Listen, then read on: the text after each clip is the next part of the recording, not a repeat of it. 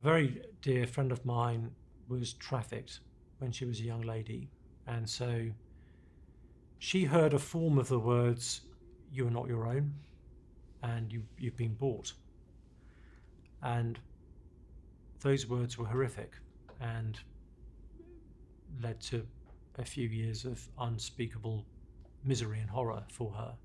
She now says that the words of Scripture in 1 Corinthians 6, "You are not your own, you were bought with a price," are precious to her, because they're not now said to her by someone who is cheapening her existence and simply seeking to exploit it, but by someone who is placing infinite value on her physical existence and actually who is wanting to give her fullness of life and blessing.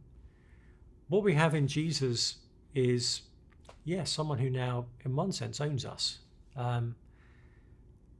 But as we understand that in the light of the gospel, that is actually a precious truth to us, because we're always going to be serving someone and serving something with our bodies. There's always going to be someone that we feel our bodies have to please. Whether that someone is a person close to us, whether it's the kind of culture in which we find ourselves.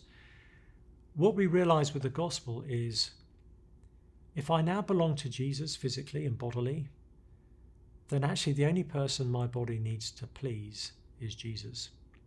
And he is a far kinder master to my physical life than anybody else would be. So there's a form of liberation in that. I don't have to conform to whatever my subculture thinks I'm supposed to look like or to physically be like. I don't have to live under the tyranny of what a culture says I'm supposed to be like. The body we know that pleases Jesus is the body that is consecrated to him, that is offered up to him in every aspect of its physicality to be of service to him. If we're living for Jesus, if we're, to quote the language of Paul in Romans 6, if we're offering the parts of our flesh to be vessels of righteousness, then our bodies are pleasing to Jesus.